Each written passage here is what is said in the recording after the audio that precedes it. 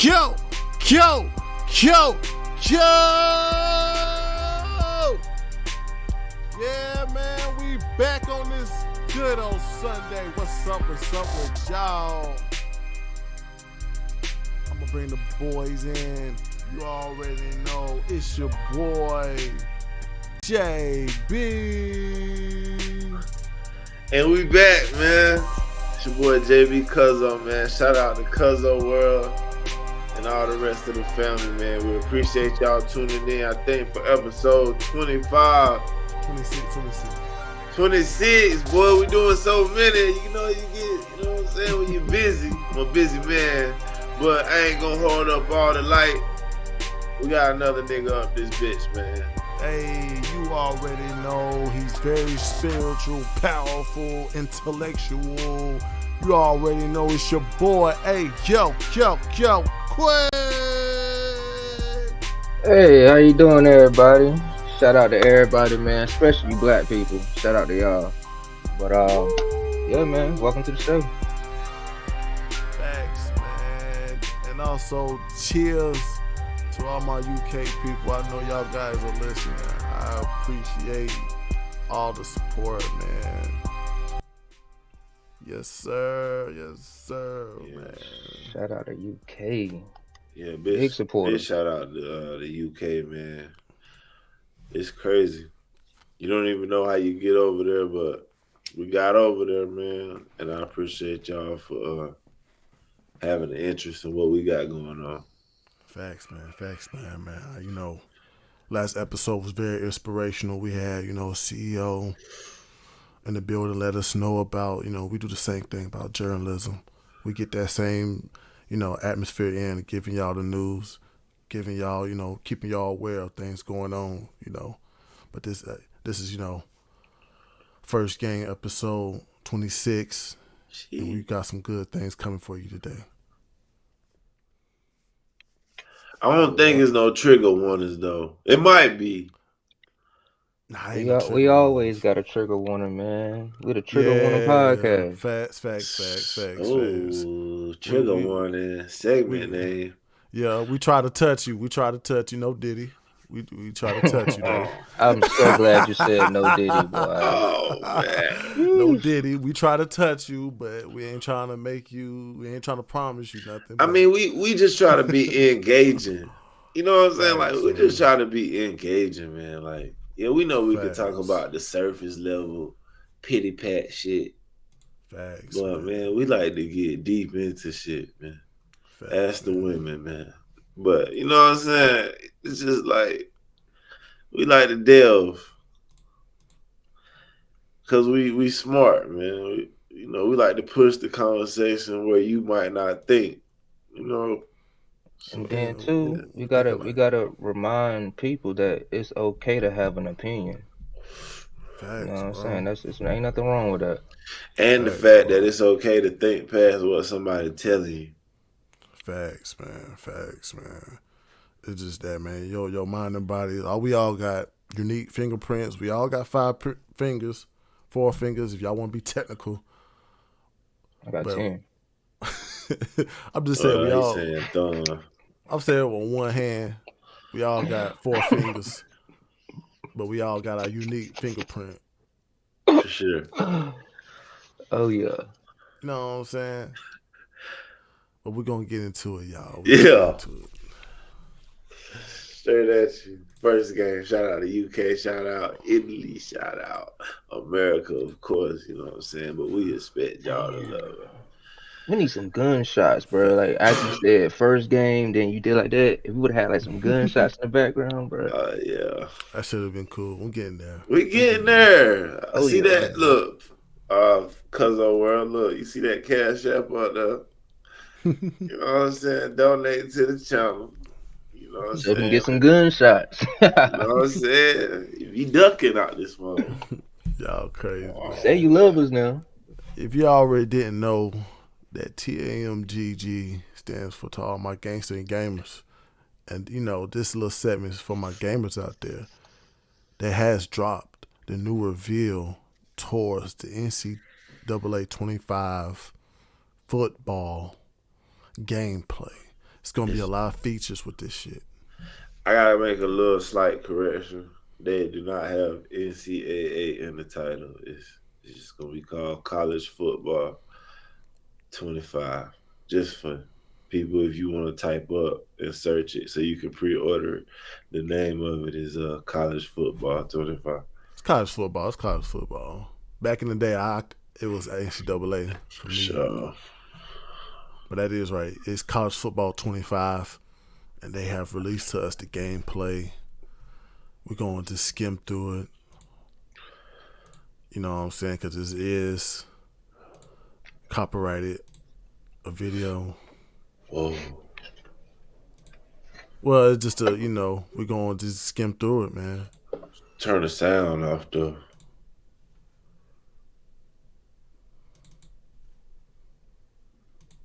Cause these people, boy,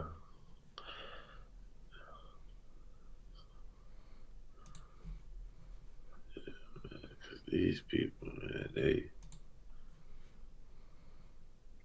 But that's right. That's some of the things right there for the campus IQ. They call it campus IQ. That's for everybody, to jump on if they want to get information about, what's going to be lost to the game. They call it campus IQ. First, they're gonna go over the wear and tear. All right, so basically, what I learned about the wear and tear system, uh, every hit matters. Yes. So, you know how in the old games, say you were playing against a guy. I'm gonna just throw this out there. They have Michael Vick at quarterback. Back in the day, you just run with Vick. It's the easy way to win a score. So now, to prevent things like that, they have a wear and tear system. In the Yes. wear and tear system, the guy cannot keep running with the same player over and over and over. His body will become weary. As you can see on Yes. this chart right here, you got severe, high, and slight in the areas. Each area can be affected a different way. So you see his chest, that could be something. See his ankle, his foot, that could be a different injury. So now they're forcing the player to strategize with their substitutions. Facts. Facts. Like you said, like we got a lot of scramblers out there that doesn't think about, like, before you did not think about that big hit. You see that big hit, guy got laid out getting hit, or a helmet hitting a guy's hand. You have to worry about that. You have to worry about where your player is getting hurt at, where he's getting sore at.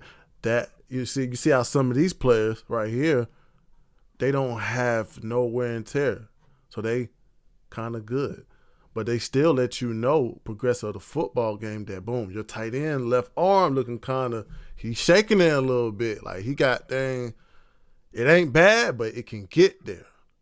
Also, you look at this QB, his chest is slightly there, but his risk of injury is high. So it's like, do I want to run the ball again? Do I want to run the ball knowing that my quarterback, he's a junior, can get hurt? Not even run the ball, but like, do I want to get rid of the ball faster in my passes? Do I want to call faster routes, quick slants to get the ball out of his hand quick? Or do I want to throw the ball away before I take a shot? It calls you to think about several options while you playing, Yeah. which I like personally. You know what I'm saying? Then, well, my bad. These guys was kind of on the way being hurt. This guy chest is on severe. He a receiver. Do I want to do a screen? Do I want to throw him? Like, you know what I'm saying? Like, it gets to more thinking about strategy and also players' health. Because we always, like, we think about the game, but we don't think about the player's health. And also the games make you dig deep inside of that thinking. It's good, though. It's good for us. It's good for game players. I can't wait. I already know I'm gonna mess up. Try to run the ball too much. We done fumbled. My star freshman out for 2 games. Maybe longer. Now, this is the player's ability. They got All all right, so kinds. Yeah. basically what I learned about the abilities Uh, they have mental abilities and physical abilities. Mm-hmm. For example, you could have a quarterback ability where he's mentally composed in away games in a hostile environment. When I say hostile environment, I mean the crowd, like the stadium noise. Yeah, just Out of a player. look at all these So abilities, man. Just yeah, I look at think them, it's man. 85 in total. Look at that mega leg, inside disruptor, field general, field flip, off platform, on time, jammer, hammer, fan favorite. Like the list goes on. But Fan favorite. Fan favorite. yeah, they got fan favorite.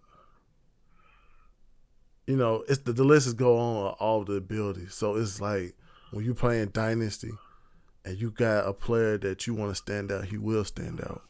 He will have that ability to take over a game. And that's good for us again.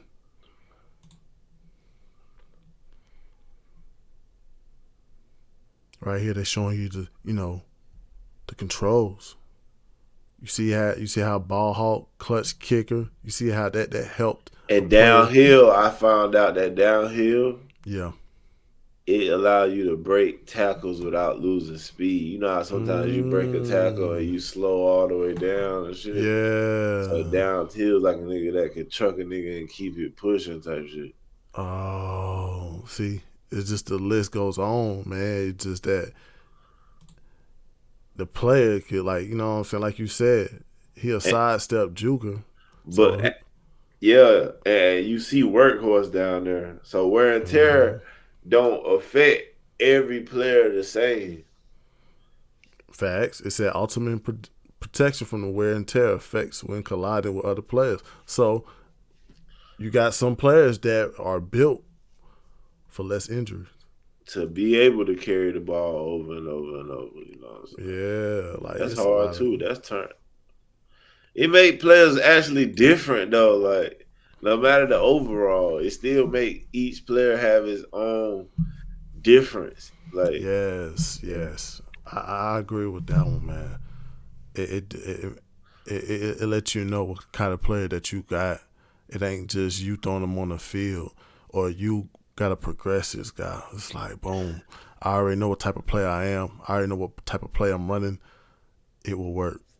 and what I wonder is like during recruiting, do they show these abilities or do you Mm. know these abilities before you recruit? Because if I can recruit, like his overall might be low, but if I Yeah. see he got a certain mentality, I might get him.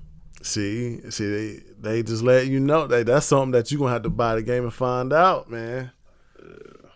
That's a good one though. That's a good one though. It's like Because they always talking about people building the dynasty, building the team from low to greatness, yeah, and like recruiting is a big part of that. So you might not be able to get the 5 stars. So now you can look for a bit mental perks.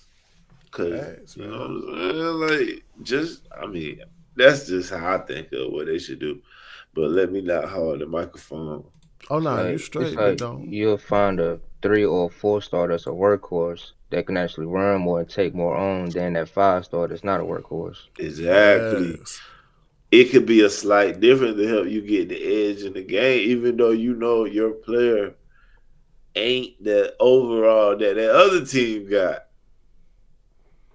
But I Facts, man. like that. It It's made it's recruiting feel kind of fair though, a little bit, if they do it yeah, like that. bro.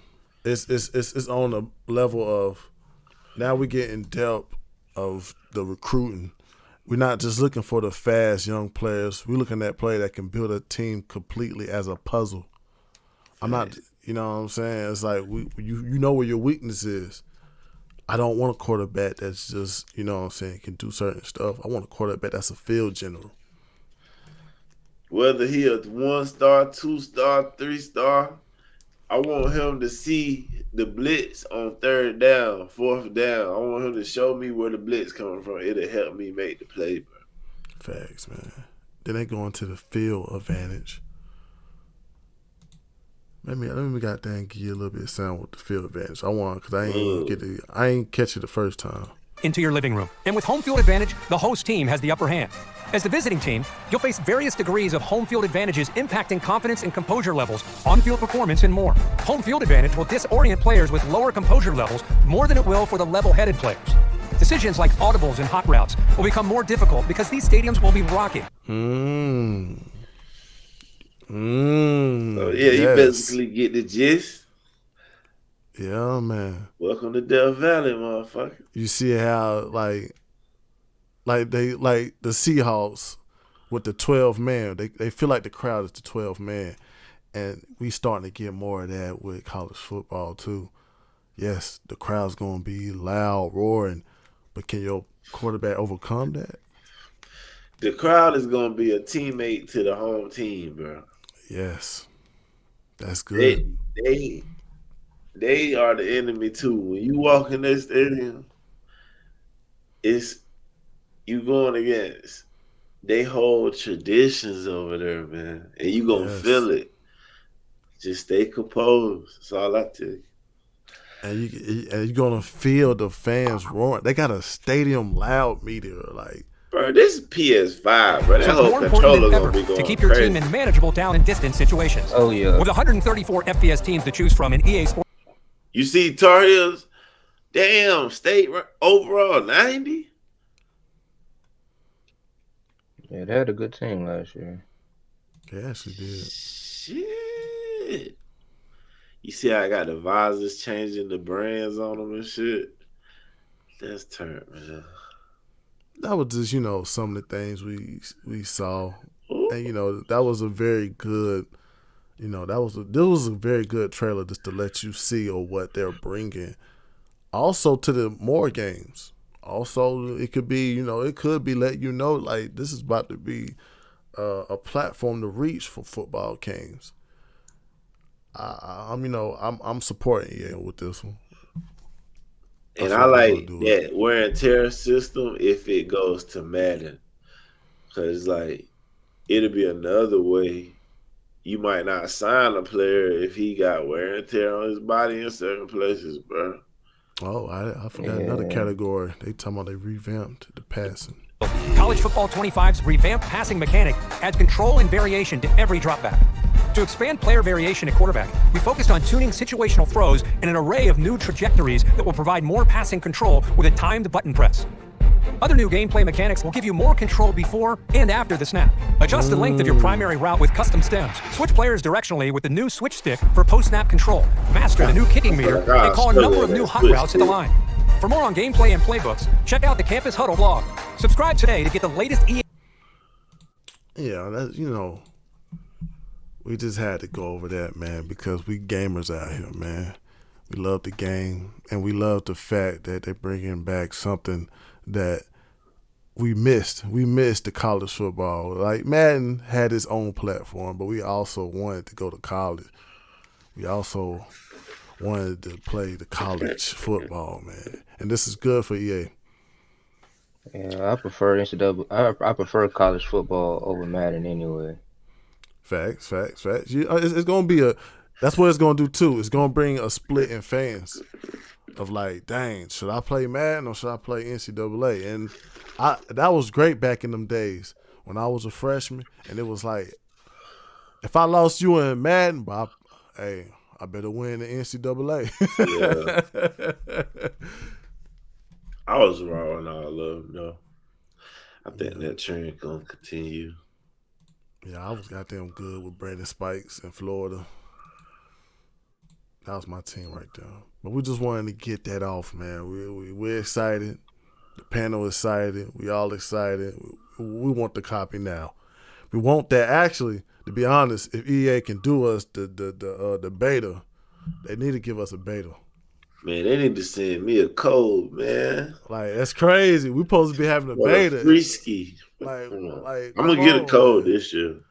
Like, They're supposed to be giving out betas, man. Like, what's up with that, man? They did that for Mad. Why can't they do that for NCAA, man? They want They used people to to They all buy might. it. they used to always give out fucking NCAA early. They want you to buy it. That's what it is. They keeping all the good stuff. They want you to goddamn buy it. They telling you as fans that if you believe in college football, buy it. We don't have to give you no demo. They, they might do it better. It ain't too late. I know, right? They just gotta do it, bro. Cause Like when did Madden better come out last year? When like a Madden week before the game or beta, something? yeah. I'm not sure, but I think it was close. It was close. Yeah. But that's good though, man. I had to do it for the gamers, man. I know y'all guys were just waiting on for us to talk about it, or y'all didn't know what to search for. And y'all UK guys, y'all go ahead and get y'all college football game going on, man. It's in the game. Facts, man. And what's up, guys? People, we're going to bring to y'all our first segment. This is called The First Thought. Uh-oh. In this segment, we're going to bring a question about cultural differences. It's just a random thing we came across. I came across this video that had me highlighted because, it was talked about during the draft. We got all kinds of, black athletes that was, getting drafted. And we see black guys that's getting drafted. But one thing they highlighted from them was they had a white girlfriend, or some of these black athletes got white wives when they progressed through their career. And, people are starting to like eye-open that. And I'm just going to give you a good gist of what we're starting to see, and we're going to dive into that. So, people, this is the first thought. Black athletes and white wives. And this video right here is kind of like the gist of what's being taught, or not taught, but what's being talked about. Goes in on how some prefer to date and marry white women over black women. Why are all these black college athletes that are getting drafted having white women? What's going on? I am going to tell you, as someone that is friends with a lot of D1 football players and D1 basketball players, I'm going to tell you because they have told me. Y'all, 5 of my guys that play on Division 1 Power 5 football teams, and they were like, Goody, you know the type of NIL deals we got. One of my men said, bro, I was messing with this black girl. She heard about the deal I got and started to request money, Apple Pays and Cash Apps, for her hair and nails. I said, oh. My other friends were saying, bro, I would try to take her out to Chipotle, Kava, this and that. She would get mad talking about, why are we going to steakhouses? You're good for it. I said, oh.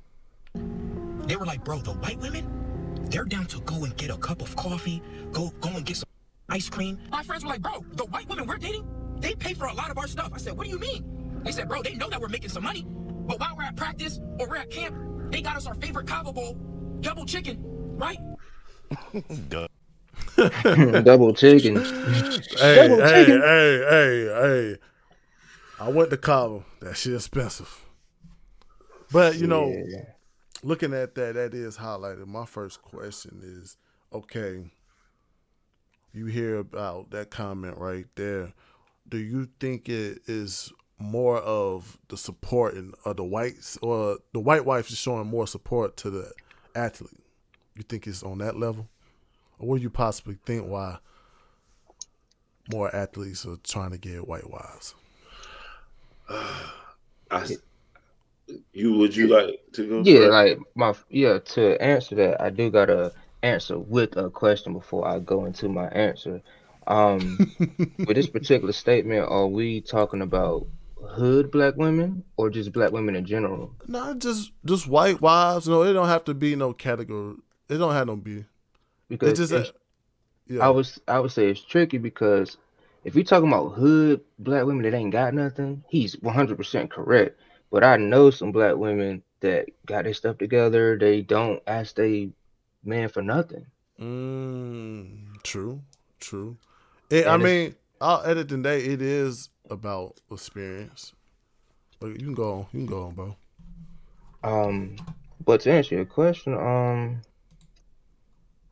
I think that these athletes choose the white woman be to help eliminate extra stress. It's Yeah. like when you get done living your life throughout the day as a black man, you don't want to come home to like some bullshit or like arguments over something that kind of really ain't that serious. True. True. That could be a icebreaker, or that could be that last straw that that nigga might need before he snap, cause he coming home to some bullshit where that's supposed to be his safe place. But it depends on the type of woman you're dealing with. And that's the whole thing. Type of woman they want to deal with. It's just like this, man.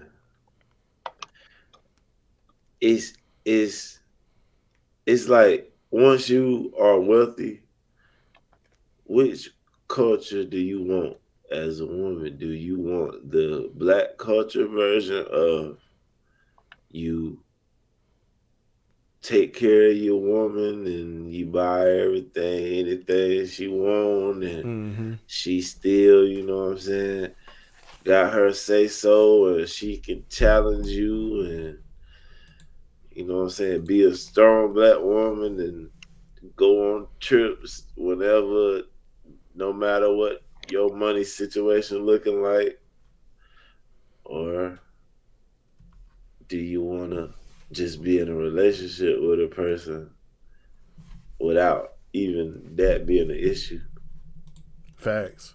Facts, man. Because it's like on that level, like what he said, it's like when a black athlete get all his endorsement deals and whatever, that's reward for his craft. He felt like when he was with a black girl or black, I don't know what he was with, he was a black girl. He felt like the black girl felt entitled to his stuff, felt like she was just trying to take everything from him. Far as when he had a white woman was the one trying to help him keep his mind stable, feeding him. She wasn't just saying that since you got NIL deal, you got it, you can take care of everything. She wasn't trying to do that. She was just trying to add to the table. Since you Men, bring it, you know what I'm saying? yeah, men don't like feeling used. They like to give and do it when they want to do it. That's when they feel good about it. They Also don't women, want. They also don't. women too. Also Yeah, women yeah. too. That's what this ain't. Look, this conversation. When we say black women and white women, this is not every black woman. This is No. not every white woman. No. Trust. So don't even try to. You know what I'm saying? You know who we talking about. I know, It, right? yeah, it was just the fact that was highlighted, like even through the NFL draft, you saw the black athlete with all his family members standing up, and then you saw his white girlfriend sitting down on the couch. So they kind of highlighted that because it was like, dang, like it's I don't know why it's weird to highlight that. It was kind of weird that everybody would notice that throughout the draft. Yeah, man. It's that feeling of feeling used and uh like you don't care that I like. What if my mind is like, I ain't trying to spend all this. I know I got it, but I need to hold on to it because you never know what can happen. What if you go in the league with that mindset? Like, I'm gonna get my money, keep my money. I ain't gonna blow it on shit. I'm gonna just have it and take care of it. And then you get her. Oh, let's go to. Can you buy me? It's just starting to be like, damn, you trying to take it? Like, I One just thing got it, man. One thing I've been hearing about the black women and black athlete is that some of the black girls that they meet or date is taking them for granted. They thinking all this stuff comes with him. Him supposed to buy this. Him supposed to buy that. Him supposed to pay for my nails. Yeah, girl.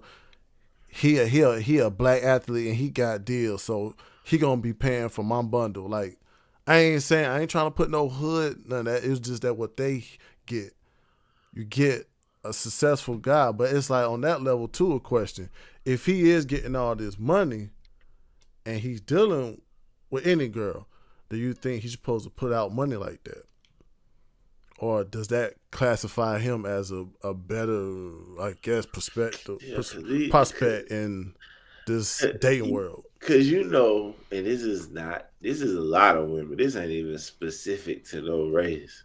Yeah. These women be wanting a specific lifestyle that they see other people with on Instagram that they think is lavish, but it's never love there. That's why these bitches still be posting naked pictures when they with somebody. You know what I'm saying? Like they'll be with somebody, but still posting damn their asshole naked on Instagram. That's because no love there. Because they only with that person because for a lifestyle.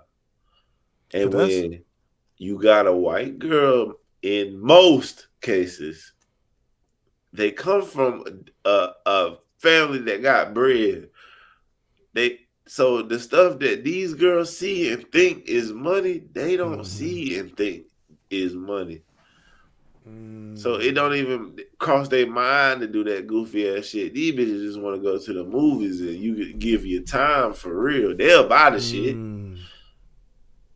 But and that's what he said. we He talking said about life that's experience. what he said. He was saying that the black athlete already got things lined up for him to be prosperous, but you got a white girl that got the probably same amount of money as he do. She's willing to add to the table. Since you got the plates, I'm gonna bring the forks. Type of shit. Yeah. Now you need to make sure you get the forks too, Yeah. and she gonna have not all white women, my black No. queens, but No. some white women got fucking networking skills, bro. Like not skills, but through their families, they already know the good lawyer. They know the good real estate guy. They know, they already know these things. And if they don't, they go ask somebody and find out. True. You know what I'm saying? So True. Oh yeah. it just make it a whole lot easier, especially if you're an athlete. You gotta focus on eating right, working out, learning the playbook, and keeping your body healthy throughout the season, and your grades up because you're a student athlete. Like, bro, you ain't trying to go on those shopping sprees for no woman. And that is on that level too. Like that's my other question too that I want to ask. Um, from like comments that you hear from black athletes, do it seem like the white girl is being more of a supporting wife, even the girlfriend phase? Are she showing the black athlete how to be a supporting, submissive wife? If that's the reason why black athletes are looking towards the white wives. But black women got a certain gift that other, in my opinion, Yeah.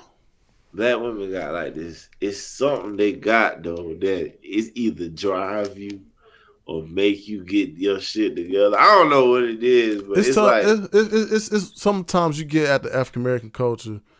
It's tough love. You starting to get tough love from women. Like you need to do this and you need to do it that way. Like it's that's what you get. That's what you get. It ain't no bad thing to give tough love. But as far as you said, like for a black athlete and what they going through in college and they gotta go through rigorous training and they gotta goddamn work out, they gotta keep their image right. It seems like the white girl I'm talking about with black athletes is they're showing the more submissive and building part of being a wife because it's a lot of like attributes you got to do in being a wife. yeah, they not gonna speak for you. But if you're like mentally going through something, I don't think tough love helps all the time. That can really be draining. And that's our culture. And that's our culture right there. Our culture. And and my fault. No, And no, it's like you straight. I'm just going. I'm just it's going with you. like yeah, most on the outside, most black men come off as like everything is cool, everything is okay. But really, niggas be going through shit. And it's like you going home to that tough love is that can't work all the time. Facts, But the man. black woman gonna say the reverse psychology, like the vice Yeah, versa part. But it's you like, you a damn, bro, man. y'all really don't. No, not even yeah, that for sure. But it's like once you say how you feel, they gonna say how they feel. So it's Yeah, like ain't no need to talk about it because it I'd ain't. rather just get through it myself. Because if I'm trying to talk to you about something and you just want to tell me how you feel and how your day went wrong, I'm like, damn. Yeah, let's talk about your problem. Go ahead, fuck mine. Go fuck mine. Let's talk Yeah, about what you got going on. Like that's what yeah, happens a lot of Yeah, times. I'll deal with it later. It's cool. yeah. Yeah. It's more on the most of the black women are like trained to be independent, but when it comes to marriage, you gotta leave that independent stuff to the side. You do gotta be submissive. If you a Christian, if you was built in the Christian churches, it's submissive for a reason. Submissive don't necessarily mean that your husband or Yeah, man. somebody gonna just tell you what to I do all the wish it was a time. different word for the just for them though. I wish Yeah. submissive wasn't the word because when they hear that word, but they you know what I'm saying? But I just wish we had a better word to say I to I make I, them I understand what we actually asking for. Instead, we're not asking for a slave wife or a slave girlfriend that just do what we say and be quiet when we want them to be quiet. Nah, we want to control. No, it ain't that. It's you yeah. know what it is, Yeah. but you making it like we asking for a slave woman Nah. just so you don't have to be what we want you to be. And But you know then what we saying yeah, true, true. because of where It's just tough though with like hearing that from black athletes because the black athlete always gonna be highlighted in our culture, bro. We ain't talking about no rappers. We ain't talking about like nowadays being a black athlete is it stands on a lot of things now. You're making a lot of money. You Shit. helping people make a lot of money too. So I I used think my fault. no, you straight.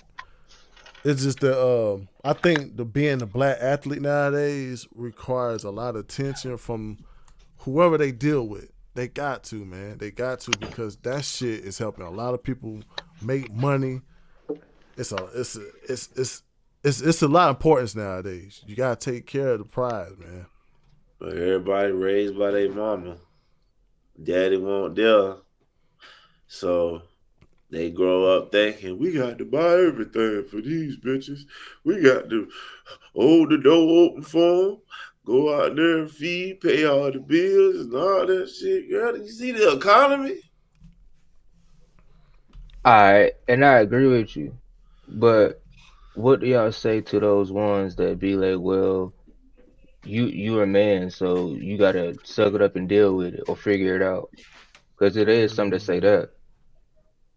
So Say that again. Say that again. he I said, like "What he it's say? What do we say to the people who say you a man? So you need to figure it out and, as a man and get it done. Don't get all that." And what I I heard that say, before. I heard it too. And what I Nah, say to them, that's how it is though. I say, well, when a man do the thing that y'all claim y'all don't like him doing in relationships, that's him figuring it out the man way. Tried to come to you, but he had to hear about your problems, never got his off. I'm Hey, just saying. It'll cause a motherfucker to tell his problems to a motherfucker that's gonna sit there and listen. Yeah. And if she happened to lean over, who fault is that? I'm just saying. let's hear what this. This is a Hey, random hey, hey, video. hey, hold on real quick before we start that. My man said if she happened to lean over, I'm just saying. Every man done been in situations, man. I'm just Nah. saying, yeah, That and but jump that's because how. Nah, that's that's how how it shit be can go though. left though, for Nah, real. especially when you yeah, dealing with marriage. That's what the whole temptation thing be. Sometimes the temptation thing be on reaching on another person's feelings. It don't just be that, oh, I'm lusting over this girl.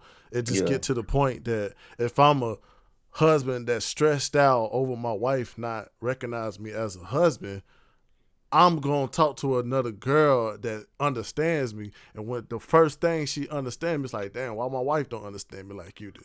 So that's what the most attachment And then comes the from. worst thing you could do is get to comparing. Never compare your wife or girl to anybody. That's all I'm gonna Facts. say. Facts. That's Never. a tip. So, but that's we just speaking on the things that could happen. You could start comparing. But go And on here with the video, my back. this a random girl. This is just a random girl. She about to get input. Dating or marrying these white women. A lot of the times, these mainstream athletes don't always be at HBCUs, okay?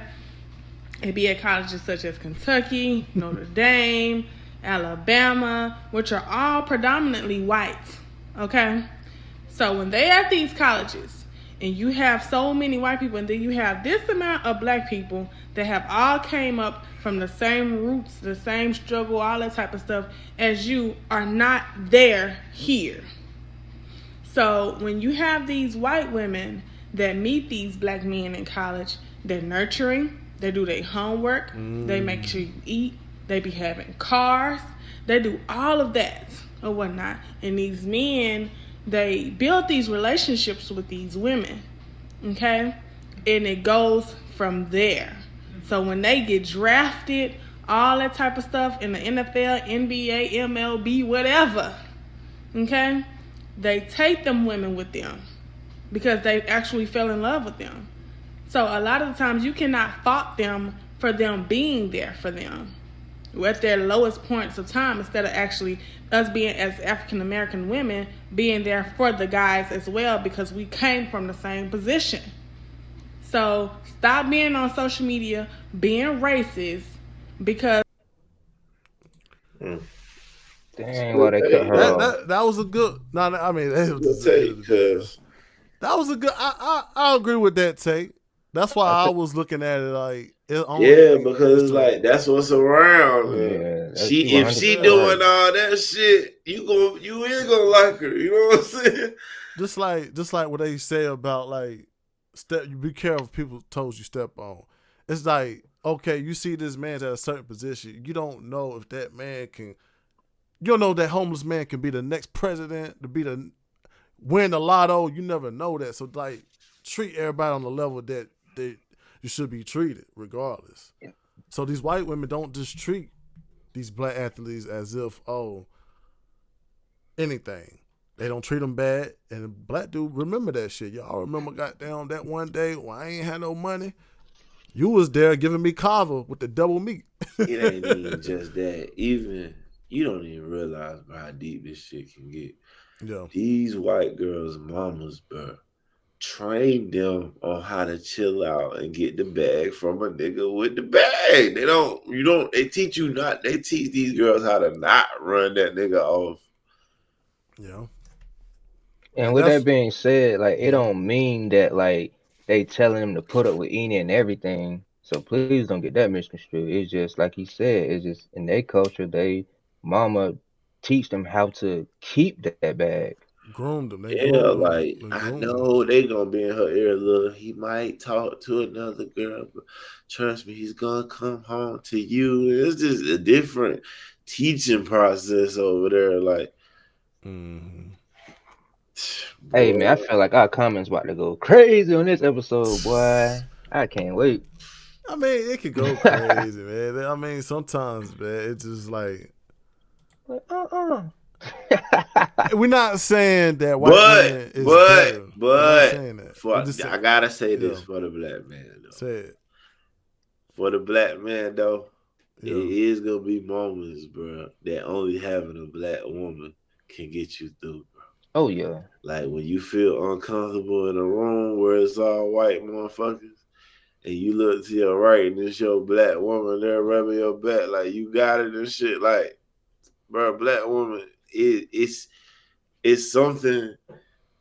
They have something too, bro. It's not like it's just whatever is your preference, bro. I say if you, I just say whatever your preference, bro. But they both can bring benefits to you, bro. I'm just saying.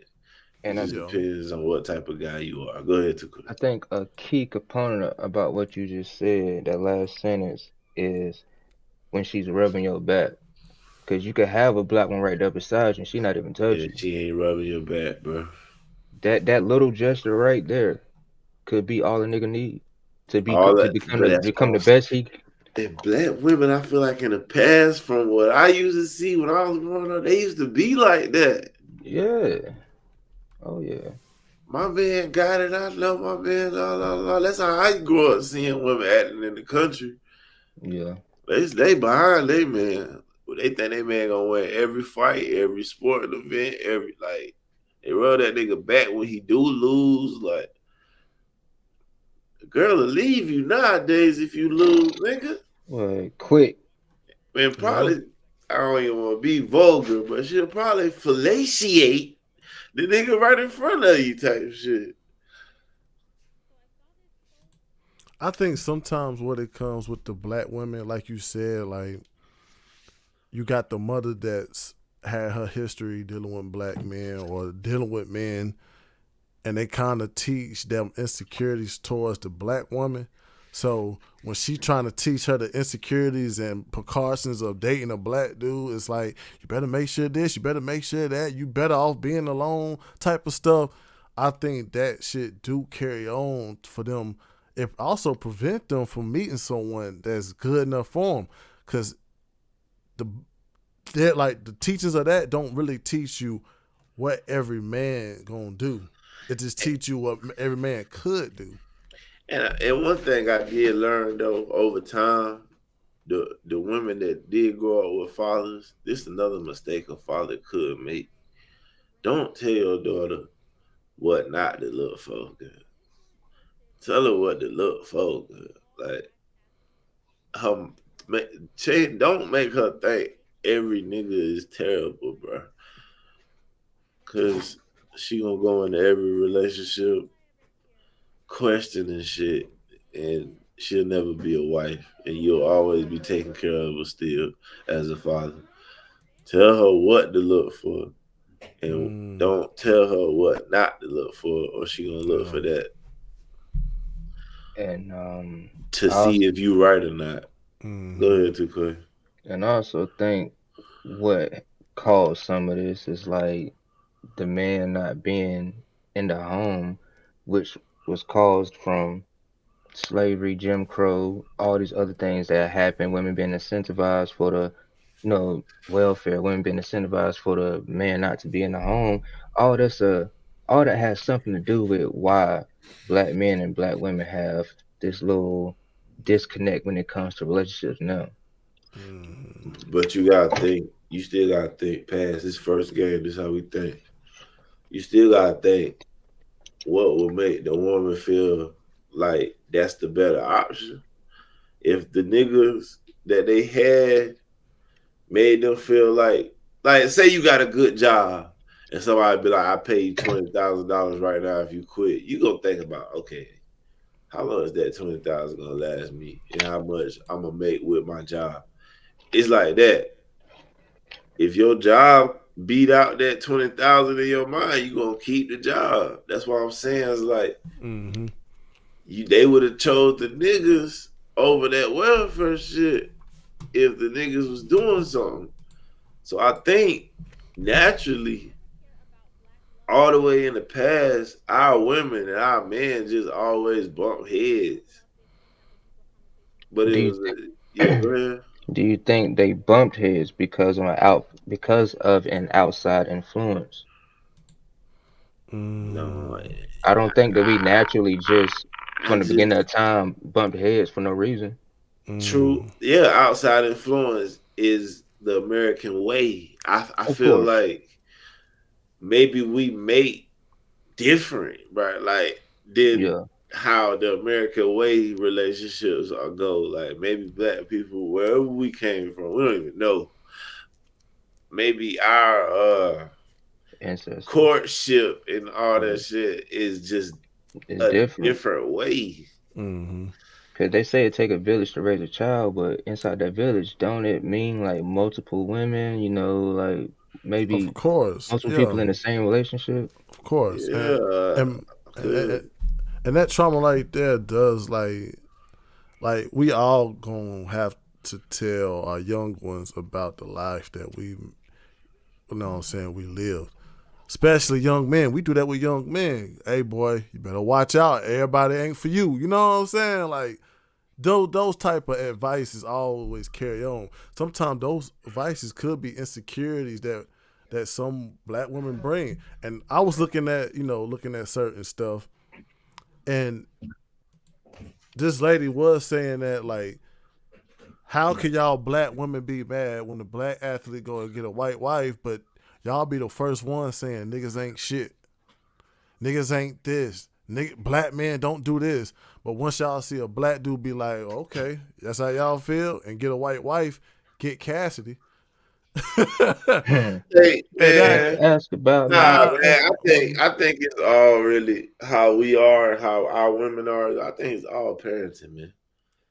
Because when I'm out in public and I'm seeing like a yeah, newborn with a white family and she with her husband, they, oh, hey Johnny, do you want this? Do you want, huh? Do you want to swim? Then I see the black family. Sit down, put that back, stop being loud. It's just a different. It's just like a one is more manageable.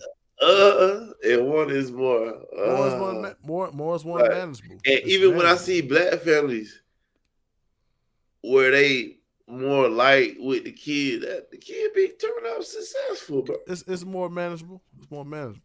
I I look at it like Christianity, and what I Yeah. mean by that is like in Christianity, you see people that's supposed to have a certain title, a certain calling, and they doing stuff that would make somebody that's not a full believer want to commit 100%. So it's like when you see like Mm, so when you see these relationships going the way they going, yeah. why would the next nigga want to hop in that same type of relationship when he sees no example of the shit going how it's supposed to go? Yeah. And I'm Yeah. not It do. saying there's Yeah. no examples, but I'm just saying there's a high case of divorce when it come to black men and black women. Yeah. It's yeah. It is, man. Yeah, what's those numbers? Uh, Oh, you talking teams? Nigga, we got stats, nigga. We ain't just talking. You know what I'm saying? I We know what just we talking. Know what I'm talking about. matter of we fact, just we just gotta we just gotta damn show y'all like yeah. You got to show motherfuckers. You got to did pop out our and show research, niggas. man. We ain't just trying to say like one is different than the other, like to bash nobody or nothing. Y'all know what we been talking about. They'll You be like, know what y'all. we been meaning. All They'll right. But be. I This is what know we're it's some gonna people do. who gonna act like y'all don't know what we mean. But you know what we mean. Okay. This was all right. This was the first thing I looked over. I looked over the divorce rate in races. Is You the sure? divorce rate. Well, the black divorce rate in America right now is the highest. It's 30.8. Second is Hispanic. That's 18.5. The Big white gap. the white divorce rate is almost half, which is 15.1. So that's just white on white. Or Saying. you know what I'm saying? Well, That's just black on we black. gonna keep the category of women. Like, okay, a white woman with a white man, you heard the numbers. A meet I'm a about to look over Hispanic the yeah. woman with a Hispanic man, you heard the numbers. Black woman, black man, you heard the numbers. Keep going. I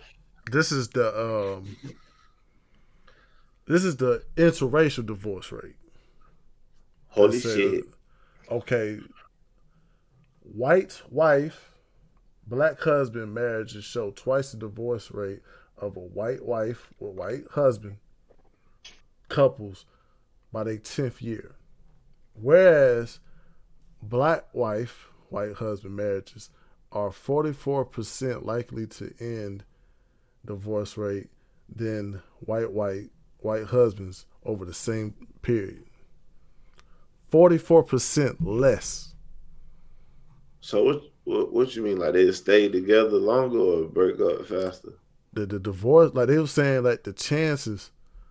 They were saying the chances of black wife with white husband are 44% less than a white wife with a white husband. So the black woman will stay with a white man. Go ahead. Yeah, that's why it said black wife with white husband marriages are 44% less to end in a divorce. A black woman will stay with a white man longer than a white woman would, based off the numbers. Go ahead, Dave. But with the white wife for black husband marriages show twice the divorce rate of a white wife and white husband. White wife with a black husband. So he still gonna get divorced At the 10th year. But after 10 years, go ahead. These are the percentages of those marriages. It was like 672 interracial. The percentage of divorce rate of separation is 40%. So it's a little bit close to half, but it's not half. The rest of them 6% and they still together. Yeah. So, do y'all think? And I'm about to ask this question because to me it sounds like this. So, like, do y'all think that those numbers are the way they are with white men and black women because maybe when it's white men and white women, the white man is in a way maybe controlling over the white woman, but when he gets with a black woman, he's more so submissive because she's a black woman. Yeah. So It that's why could be on theirs that. work. It could be. Yeah.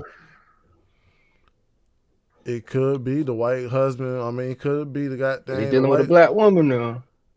And that's He better not crazy, come out his right? mouth. And that's crazy. It's crazy though, because it's like white wife or white husband. They getting divorced in 10 years. As far as if he got a black wife, maybe the black wife is putting her foot down on some. You knew you need to do better, and that's what he want. Because that's mostly going on with when there's a white wife and white husband. Is that he feel like the white wife is getting ran over. She gonna do what I say no matter what. So probably on that side of when the white husband get a black wife, is that he want to get that stand firm wife. He probably want that. It's probably helping his relationship or helping his marriage. Or he might not know what he got himself into. You think he's feared? Do I think he's feared? Well, I mean, do you think he's like he got sense of fear towards the black wife? Yeah, because she got brothers, uncles. Yeah, when he go to that feather reunion, Come nigga, on, get man. your ass whooped, nigga. Oh God. Yeah, he better behave for you. Yeah. This is the divorce rate by race. Could by you race. imagine seeing him raise his voice at a black woman in front of her brothers and stuff? Matter of fact, hell no. this is the divorce rate by race of women. 38.9% of black women ever been divorced. So that's like 40%. 35.6% of white or Hispanic ever been divorced. Why they combined? White, my bad. It said non-Hispanic, my bad. Well, it's just 35.6 of white, 27.3 of white of race and women. Race and women waste. So as a whole, black women get divorced the highest when it comes to women. Yep, 38.9. Damn. And we as men is the most. I told you it must be this ain't how we do. Like I guess naturally, instinctually, that we try. Yeah. So I mean, it just it's kind of crazy though. I'd be like Kinda. trying to turn a dog into a cat or something, a dog That shit into a crazy. wolf. But this is the kicker too. It said in first marriages, black had the highest percentage of their marriages led to divorce, and that's 47.9. Damn. First marriages. So 1 out of every 2 marriages is gonna end divorce. if they black. And it's their first one. So that means if all 3 of us right now, that means one of us can get divorced. Yeah. 2. Shit. Damn. Shit, close to 2. That's insane. Yeah, one just can't leave his woman, or she can't leave him because of situations in life. Damn. Okay, this is this is something I just read. Which race has the highest marriage rate? It said through substantial variation in marriage rates by race and ethnicity, while 57% of white adults and 63% of adults are married. Fewer than Hispanics and white. Damn, I ain't read Well, all you of skipped all over that motherfucker. that. I got lost in the song. Cause it's like it cut off. It cut off. Technical difficulties. Yeah, it was just it wanted me to click on that shit. Well, I mean, they said it's a. Let me goddamn pull it up there. Damn. All right. They said by race. They said 57 of white adults, percent of white adults, and 63 of Asians are married. Fewer than Hispanics. That's 48, and blacks at 33. I mean, like, I feel like I do see a lot of white men fresh out of college getting married and shit. Like, a lot of white women. Like, I do see that a lot. They be married young and shit. But But not young, but like fresh but out of school. that's the highest marriage rate. So Now, given the information that we just covered the past 30 minutes, now, is a black dude that got his shit together, is he wrong for not for wanting to get married? I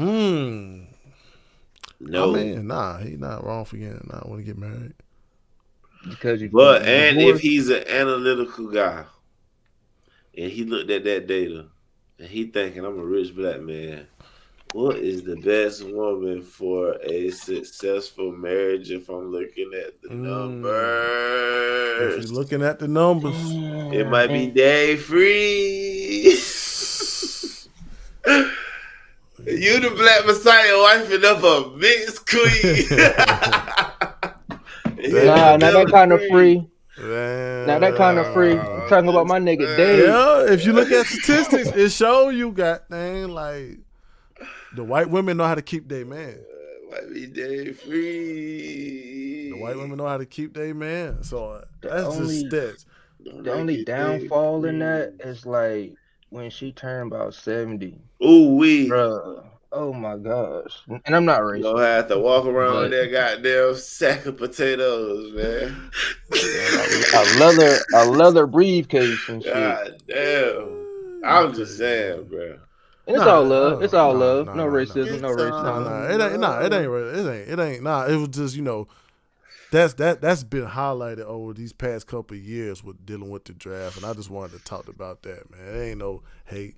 Hey, regardless of these statistics, we just know that Joe 1% does not. It matters to you.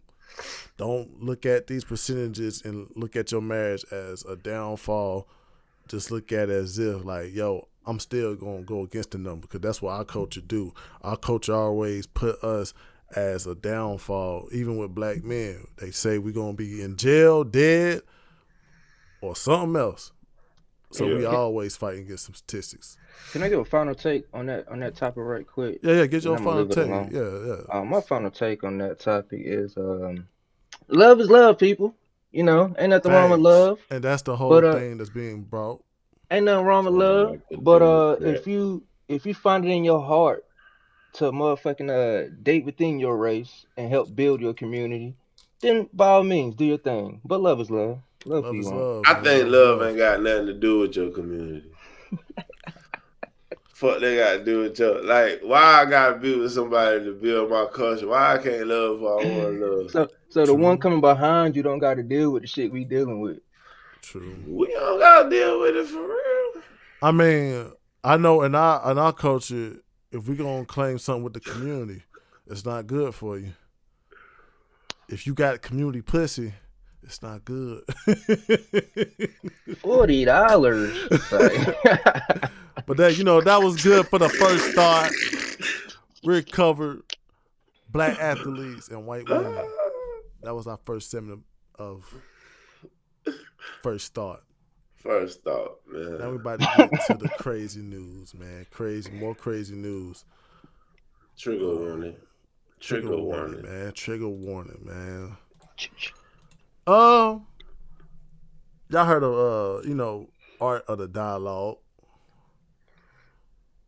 Shout Uh, out. they recently put out some information involving with Diddy. It was nothing sexual, so don't worry about it. Diddy ain't do nothing sexual, Shocking. That we know of. but it was more revelation about Biggie. They were saying that insiders had confirmed and told Rolling Stone that Biggie was indeed preparing to leave Bad Boy before his death. And the Biggie lawyers were entangled in a legal battle with Diddy to get Biggie back his publishing rights before he was murdered. Biggie Whoa. had grown increasingly frustrated with Combs and was seeking more control over his career, which you get from a lot of artists. Photographer Monique Bunn, who was they was close. She was close with Biggie. Stated that Biggie was absolutely about to leave Puff, and she know that because Biggie told her. Another source added, everybody wanted to leave Puffy. Everybody.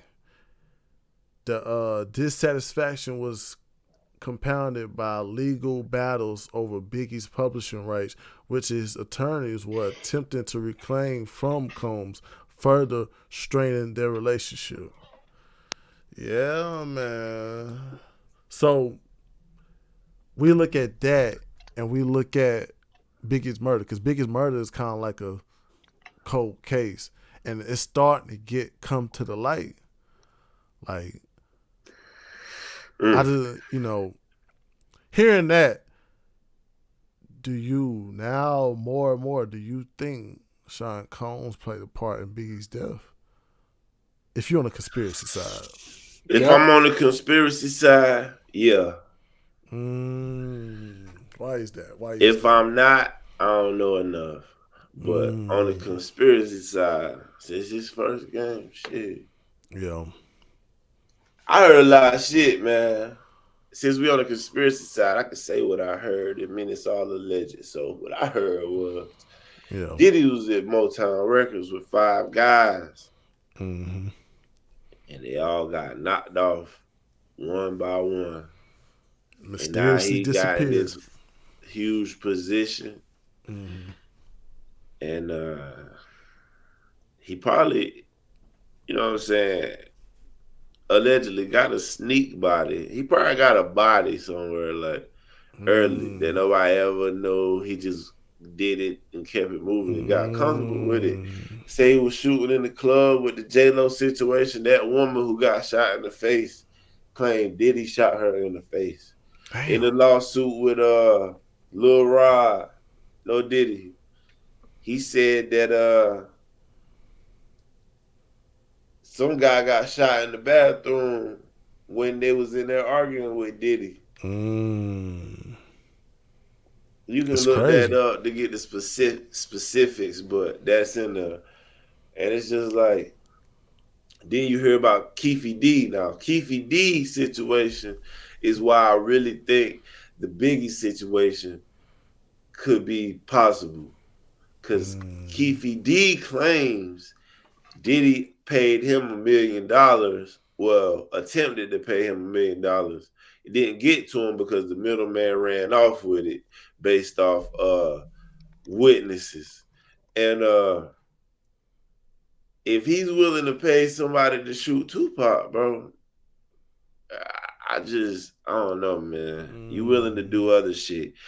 And Yeah. in this Rolling Stone article, they claimed that when it was a cover Biggie was supposed to be on when he died. And Puffy went to them like, man, nah, he dead, man. That nigga dead, man. Oh, it's my time. That was his comments. And they actually Mm. put him on that cover. I'm gonna try to Mm. see if I can look up the cover so Yeah. y'all can see it.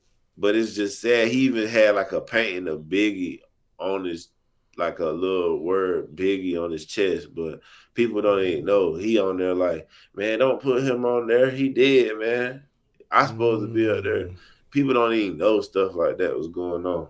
mm, But this is conspiracy alleged. But I heard this now. mm. Yeah, man, it's this stuff coming to the light, man. And yeah, and like Biggie wanting to leave, that also made other people feel like Bad Boys want no company. So he got motive. P Diddy Yeah. got motive now to all this. You know what I'm Hey, saying? hey, pull this up so we can go through it. Yeah, Hey, before we do that though, I just wanted to say my part about like, do I think anything happened if it has something to do with it? yeah, yeah, I yeah. would You get I Oh it, would get yeah, it. for sure. I would say yeah, because in my mind, I'm not saying I would do this, but I'm looking at it from Diddy's standpoint. Let us say at that time during that era, Biggie is your biggest act. That's who's bringing in all your most of your dollars. So if that person is threatening to leave for whatever reason, then I'm pretty sure, based on what I've known about Diddy or seen about Diddy, he wouldn't just let Biggie go laying down. He gonna do something to make him feel like you shouldn't be leaving me. It, based off these little lawsuits, bro, they Yeah, say he like that though. Like, yeah. what's that dude named Craig Mack? I think Craig Mack. But that It's kind of happened with him. He was yeah, the him. first bad boy artist, Yeah, and I guess Biggie came along, so he tried to slide, and Diddy wasn't having that shit, bro. yeah, man. You might be right too, Quinn. It's Nigga, tough, I'm the man. one put you on. It I'm the looked like one who was there when your goofy ass was selling crack, nigga. you gonna leave me, nigga? I You was gonna leave there when me? you was locked up, nigga. When this shit fell, nigga, I Right? built us back up, nigga. And that's what it's starting to get to. Like you starting to see his shit getting exposed through his behavior, bro. And it's just like the shit dealing with Cass is just the tip of the scale with him, bro. The shit starting to get back to the. It's starting to get to the light. Yeah, but it's a Rolling Stone article where they like really delving into that shit. I sent the shit to the chat, man. We could go through it.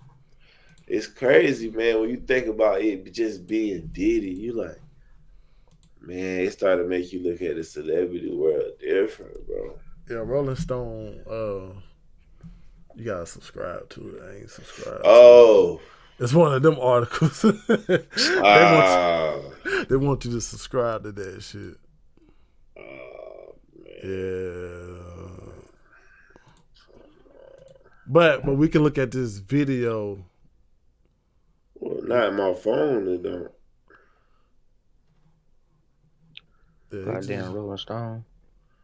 yeah, cause we Mhm. got like one paragraph See, of look, when I do it on my phone, it's up there. yeah. Well, I guess read it then, cause it said read full story. Subscribe now. All right, put the picture up there, though. You can put the picture from the article up there. Yeah. I read some of this shit, man. I'm gonna skip to important parts because this shit long.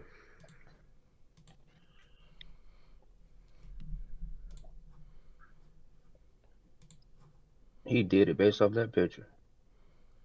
Look at him, bro. Nigga look like he did it. All right, this. All right,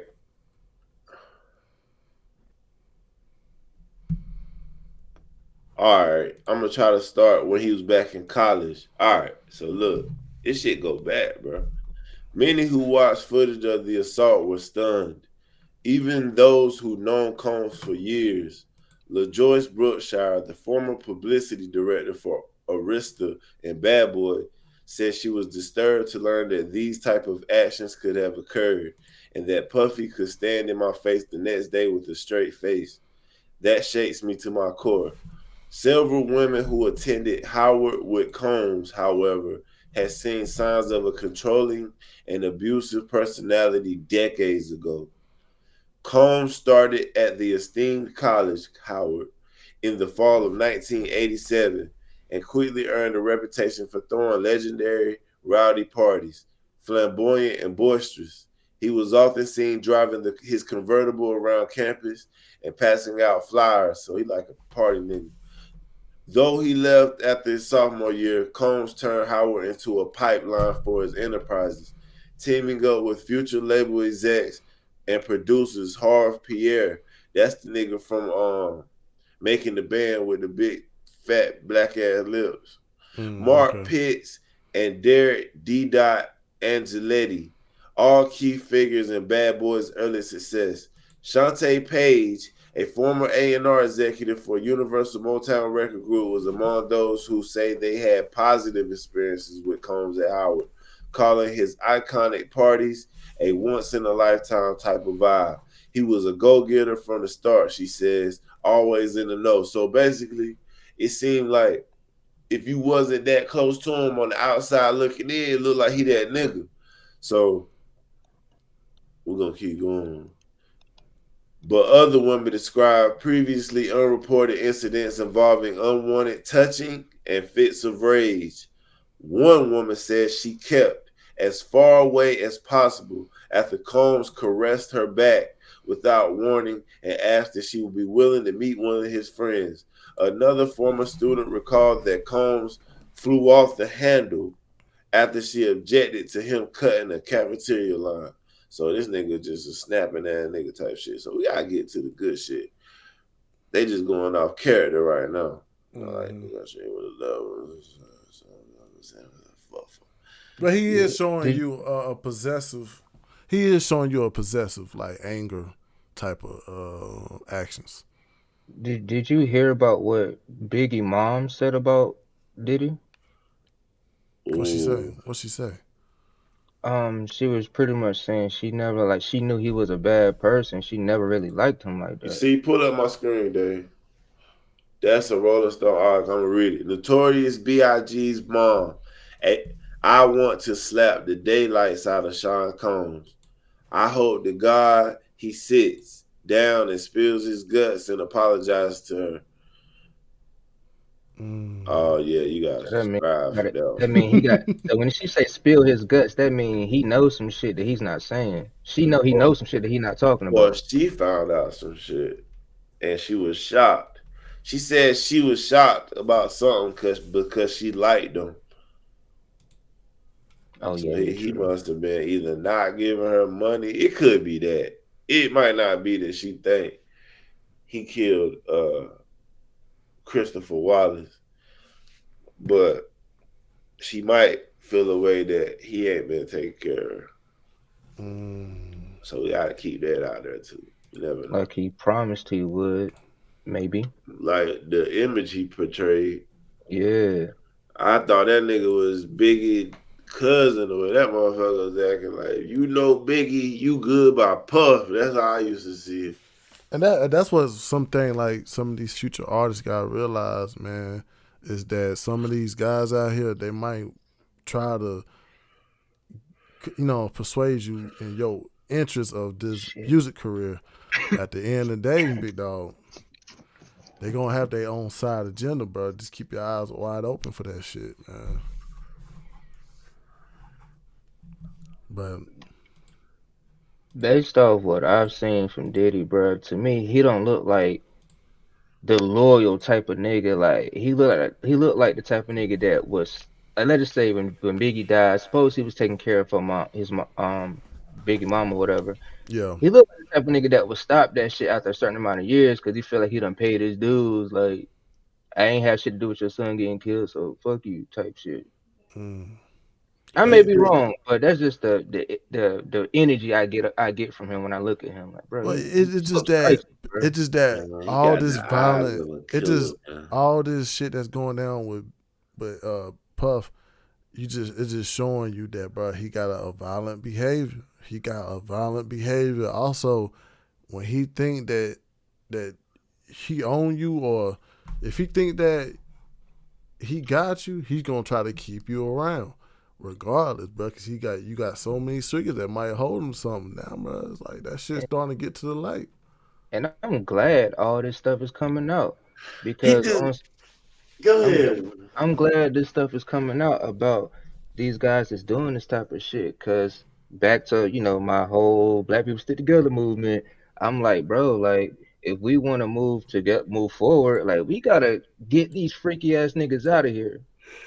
It's a lot of freaky ass niggas, bro. It's a lot of freaky ass niggas, but our culture has been. I'm gonna say like this though. A lot of these freaky ass niggas, they got freaky ass families too, man. Shit, that I don't care. I wouldn't say freaky ass niggas is a problem. I just say nah, it ain't no problem. the Ain't no problem. abusive ass niggas, bro. Like the Well, I power mean, hungry niggas, the niggas who think they got so much money well, they can't be it touched. get to the problem that okay, you overcome like how Missy Elliott, she'll tell you she got molested, but it helped her be more of a bold artist. She didn't just dwell on the fact she got molested. She said, "No, I'm gonna overcome that and become a good artist." It's just the fact that some of these damn artists that pose to like use their talent, they just got them trying to feed they hidden disruption. Like they feed that shit. They start having these secret sex counts and shit, and it's like, damn, like did you become the artist to be some overly sexually person? Do you think that women and men would do all that type of shit if they thought they was doing it and it was never gonna get out? Yeah. So that's what I think this is, bro. I think they in a little rich world, in a little secret worlds that nobody can get close to. And it's just like shit, we fucking in here. Ain't nobody gonna go back to your normal life when you go home. But they said that most of the sex addicts do deal with like past trauma they dealt with back in the day as a young person. And then like just because like those things are secrets and supposed to be kept secret amongst that group, it's like that don't excuse a shitty ass personality or character. Yeah, true. They say darkness will come to light. Shit, it's been happening. Yeah. But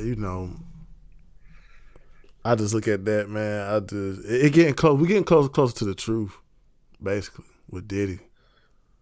All his shit starting to come out. Nah, we knew the truth. It's getting close. We knew the truth. And once these feds come in on this RICO, the real shit gonna come out if he decide to tell what he know. Yeah. But the next thing I looked at is about American Airlines. This is a very popular airline that a lot of, suburb, rural people get on, all kinds of, income, first class, all that, economy. We all have rode on the plane.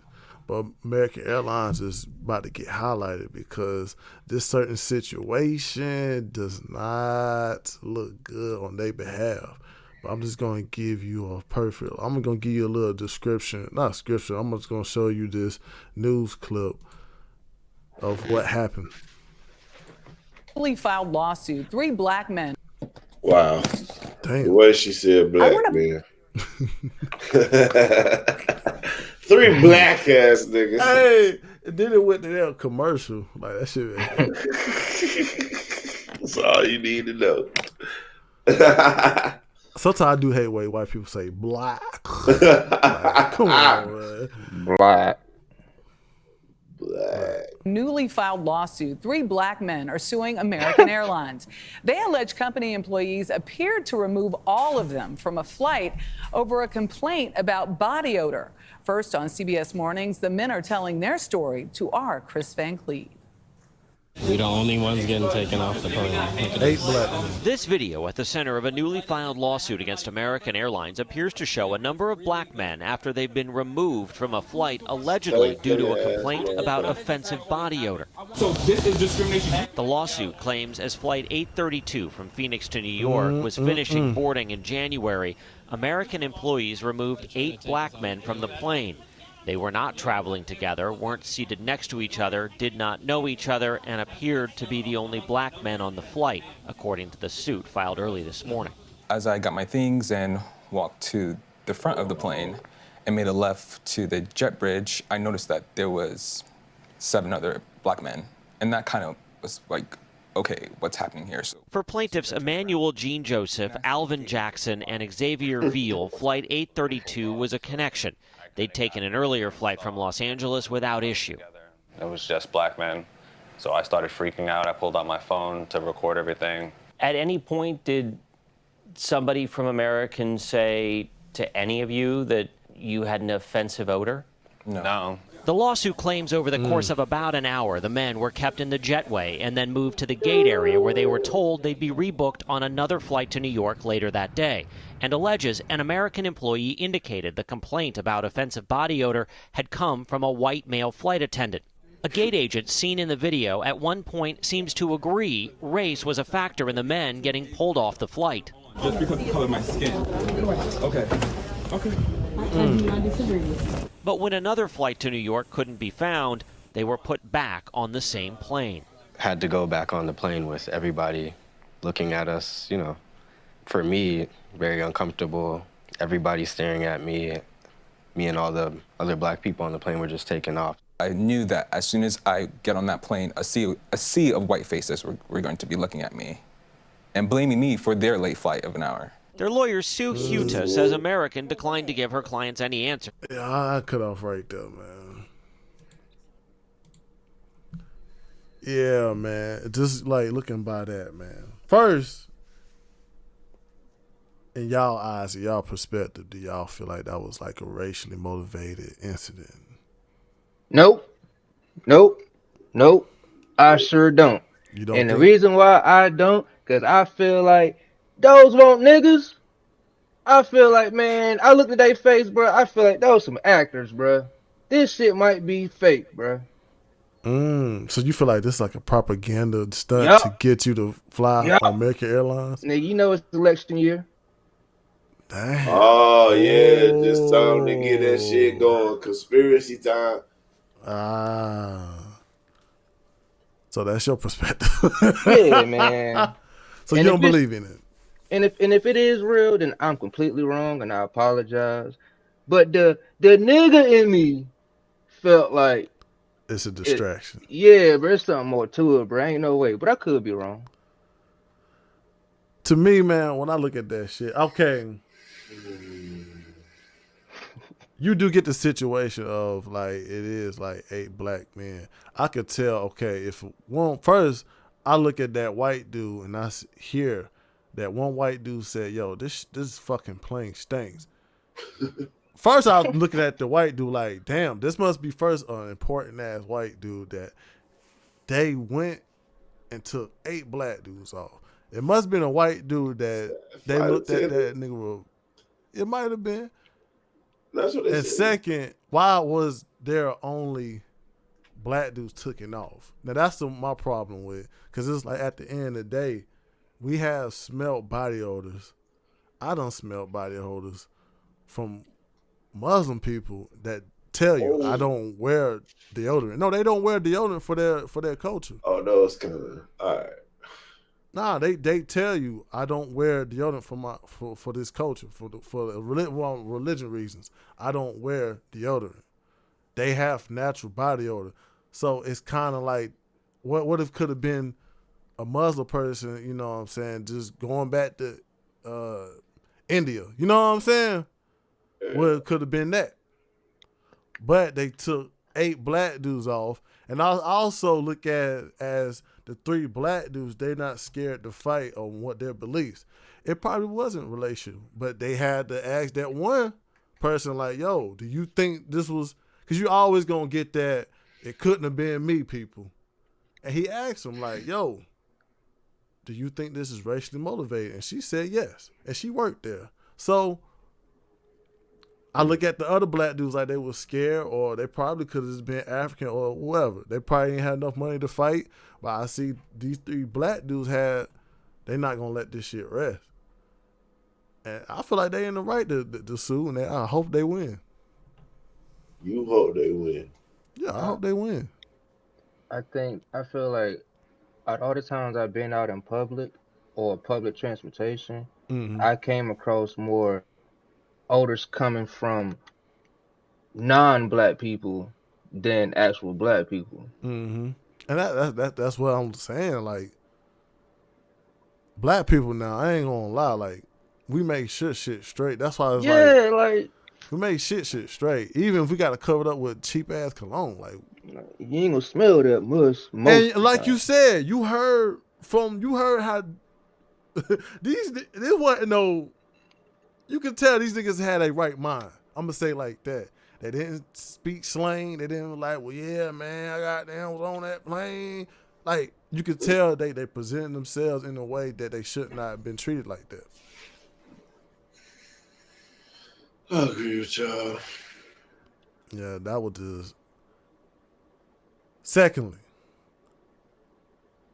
what was a different way that this airlines could have handled this situation? Even if one of these black dudes did smell a certain way. Matter of fact, even if they couldn't find the person that couldn't smell that, like what was the better way to handle that? Because it's a lose-lose situation. Especially if you got somebody, a white passenger, saying like, yo, somebody stink. I think that unless you could single that person out, you don't make nobody get off the plane for That was that. the downfall. That was the downfall throughout all that. Yeah, you figure out if it was a plane issue first. Yeah, that was the downfall. That's why I looked at that and was like, was that white dude a very important passenger or something? For them to get 8 motherfuckers off, they had to get like a call, such and such gonna be on that plane, so make sure everything right. For them to point out 8 black dudes, was like, bro, one of y'all stink. And I got to do this. It gotta be the black people. It gotta be them. You know what I'm saying? That's why I looked at it like it was a do or die. It was a lose-lose situation. First, they had to do that to black dudes. And first, it was like a problem they could not solve. So they just was like, well, fuck it. We're going to have to get somebody off this plane because this one client right here, he is worth more than all these other goddamn passengers. So we're going to have to do something. And we got to make sure this nigga get to his destination on time and solve this issue. That's how I looked at it. Yeah. That nigga said it gotta be one of the black people. Yeah, and they had to do that on the part of just settling the issue. Because the white dude could have been like, it could have been a client that they wanted. It's always like that, though. You always get one important person get through that plane, and it's like, yo, we got to make sure everything's right for this person. But it's just a fucked up situation. That They said it was a flight attendant. Oh. There wasn't no specific special person. Ooh. You talking about the flight attendant? No, they said it was you said it was a flight. Oh, you talking about the person who said like that shit stink? Yeah, they said it was a flight attendant. Do y'all know what the weather was that day? Was it raining? Nah. Oh shit. Nah, I really don't know like inside of that. Know. That if I could pull up that lawsuit, I wish I could pull it up. I'm just saying, bro. It is some. I felt like it was racially motivated. That's just like if a goddamn police officer get a dispute like that and he just got them going around asking fucking black dudes, did y'all steal a car? It's gonna look like, yeah, bro, you got them socially profiled. You racially profiled motherfuckers.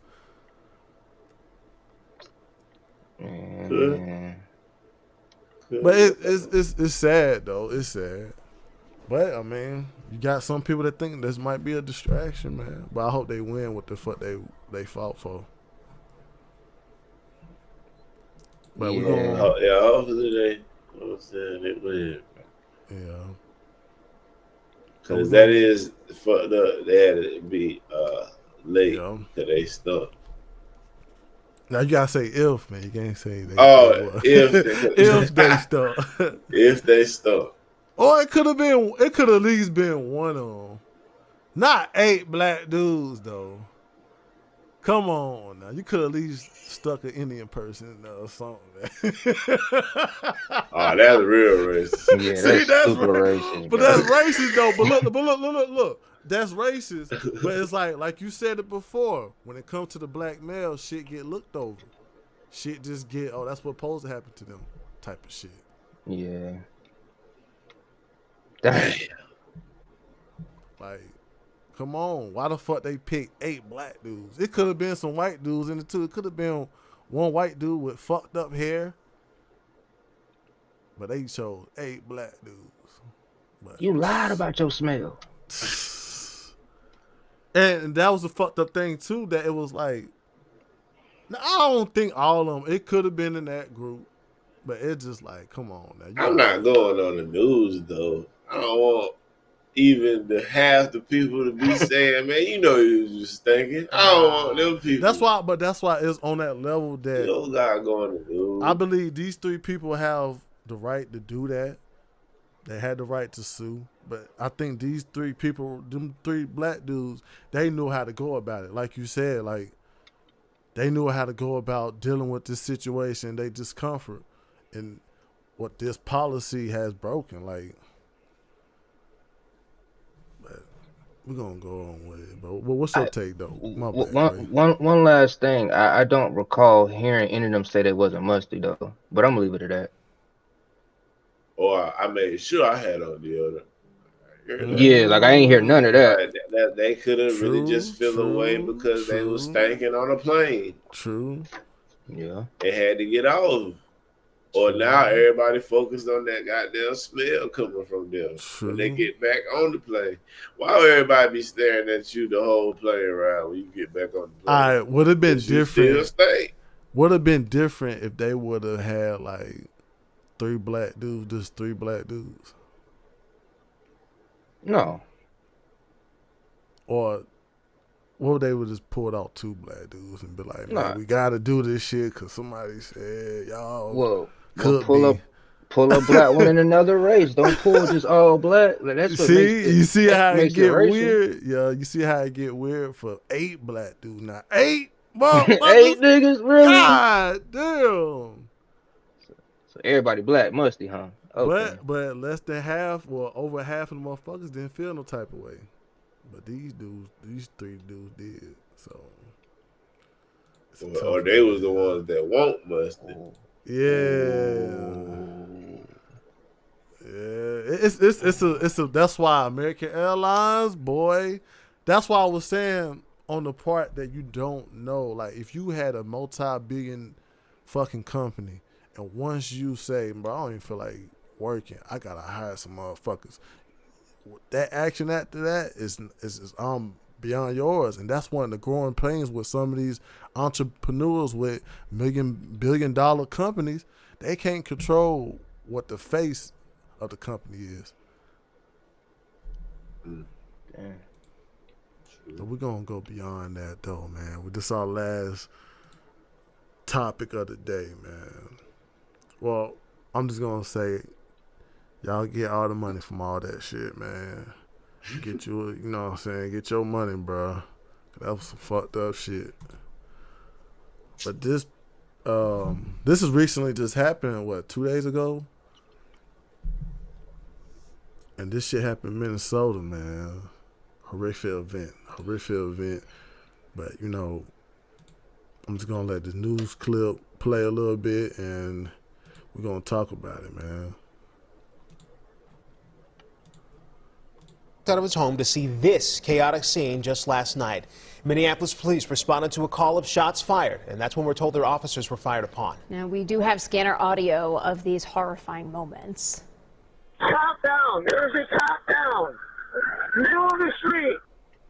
2 civilians were also hurt in the shooting. Our Shayla Reeves is live this morning near the scene with the very latest, because lots of news coming in overnight, Shayla.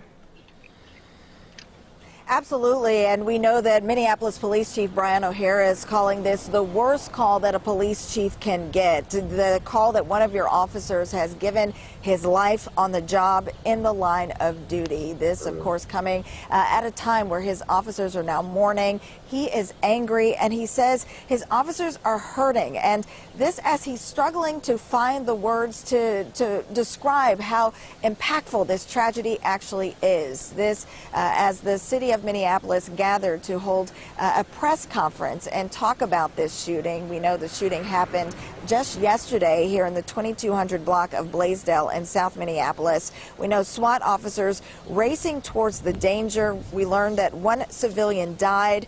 We know that 2 others were hurt, and the shooter is also dead. 2 blocks away from the original call area, we're told 36-year-old Minneapolis police officer Jamal Mitchell, a newer police officer with the department, was trying to provide medical assistance to 2 men when the situation took a turn. Police say when Jamal and other officers arrived, they were shot at. There was an exchange of gunfire, and Jamal was struck. Damn. Yeah, I'm gonna cut off right there. Yeah, y'all got Hey, did y'all hear about that though? Yeah, I heard about it, man, and it kind of bothered me a little bit, man. Like I support law enforcement. I support all the serious careers that's out there where you can lose your life, and I pray for all these people, white, black, whatever your race is. Sure. But it bothered me because like seeing a black officer get killed in the line of duty, like I was just like, what the world, man? Like Jamal Mitchell. So the crazy thing about the story with this particular guy, his 3rd day on the job, bro, as a police officer.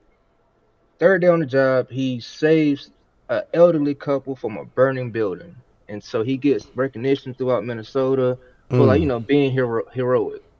Yeah. Boom. So now you fast forward to the other day at 5:15 p.m.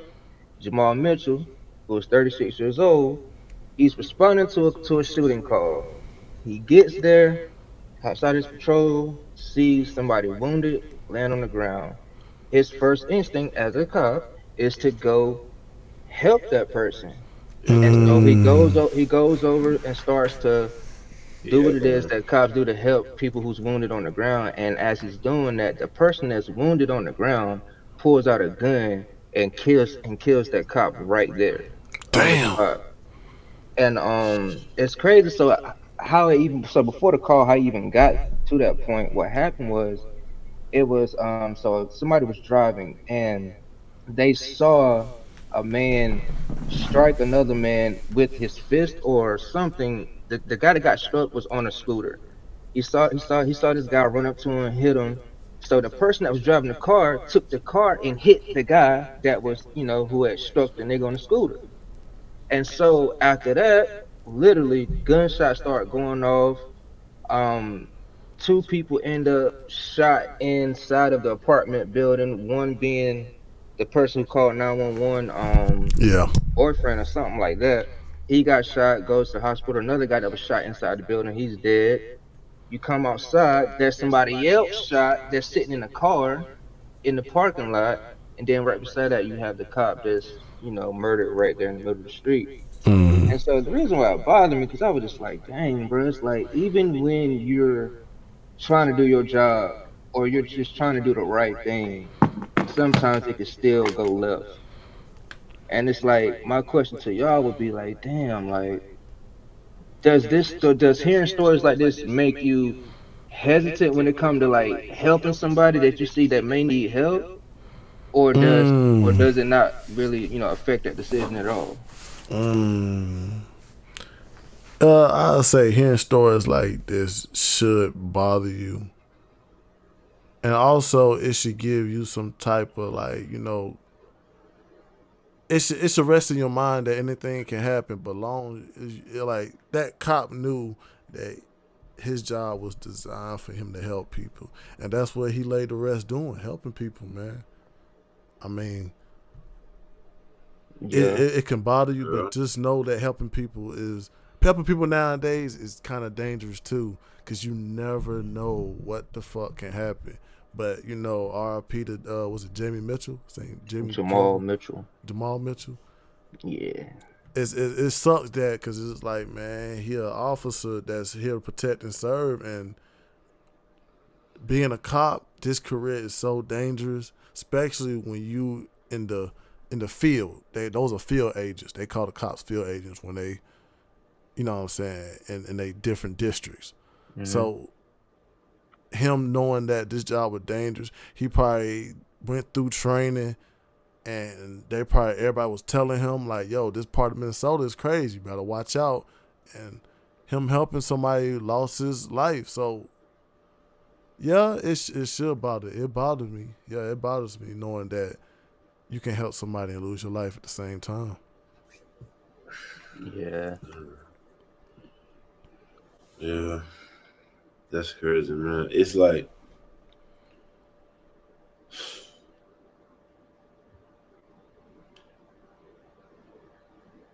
I don't know how to feel about it.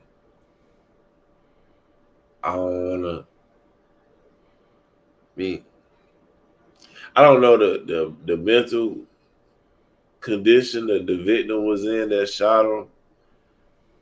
And if it was like a sane person, then that's crazy. But if it was just like a person that was kind of going crazy, like that's just something that could just happen on a job. And I don't think I would want it to deter me from being a helpful person.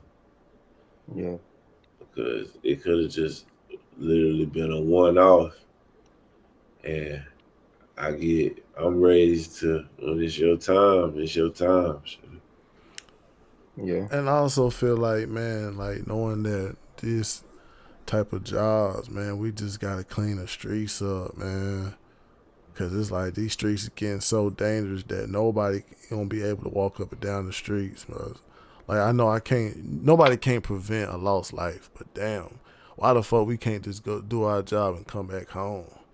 Why it's gotta be somebody losing their life? Then it looked like it was an ambush, or we don't know if it was gang. We just know it was niggas shooting. Why the fuck it was just niggas shooting broad fucking daylight? Like you get to the point that you gotta question like what the fuck everybody going through. What type of shit is y'all going through that y'all gotta shoot at somebody and shoot at the police and die that day too? What made you want to go through that? Cause it's the same shit that same exact shit that went down in Charlotte. But you know what I'm saying? It was a standoff and a couple officers died. And we look at that, but we also silent though because it happened in our very own neighborhood. Why is we silent when shit like that go down in our neighborhood? But we're loud and vocal when a black person dies from a cop. It's still the streets no matter what. That it just started. It started me. It started me on of our own lifestyle. I know we can't prevent it, but it's at the end of the day. It's like, what are we doing that made our lifestyle that way? Or what made America that way? It gets tricky. It gets tricky with that because, like, from the videos I've seen throughout life, it always seems as if when a black person, like, if they die from, like, being in the hands of, like, custody or whatever, it's like, not saying they caused it, but it's like I saw them arguing with the cop or trying to run away or trying to fight the cop back. And it's like at a certain point, it's like, damn, we know what they do. So, like, why even put yourself in a situation? Yeah, like, as a parent, you really got to take that situation serious where you telling your child how to go about police pullovers. Like, that should be something very serious on your agenda when you raising a child. Because you got to teach them how to conduct themselves because it really is life or death. And following up with that too, you got to let your child know that, like, whatever career that you chose, like, being a cop is a dangerous career. Like, we're gonna have a young one saying, I just want to clean up the streets. And you got to sit down and let them know, like, yo, like, being a cop nowadays is a dangerous ass career that you could possibly lose your life just by helping. Oh yeah. I hope his family proud of him though. Like, Oh, they don't just look at it like why he become a cop or why he helped somebody out. They just proud of the fact that he risked his life for people. It sucks though. It sucks though, cause it's like you hear about things like that like you said too, Quay. He got a good history of being a good person. Oh yeah. But man, R.I.P. Jamal, man. Yeah, Praying for his family. Praying for the rest of the law enforcement officers. Don't retaliate on no bullshit. Now I know there's some bullshit, but don't try to goddamn over enforce shit because it's happened. Like I get it, but still, treat people with respect, man. Yeah, it's getting crazy, man. It's getting crazy, but you already know what time it is. The final thought.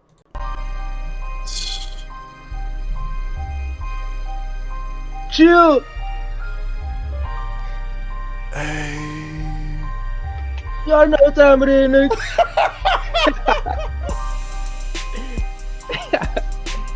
Hey man. I just want to shout out to all the listeners, man.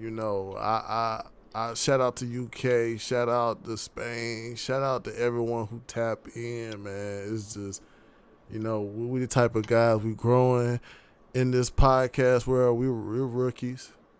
Shit, but we coming to vets easily. We starting to learn the game, but I just want to give a shout out. And my final thoughts, man.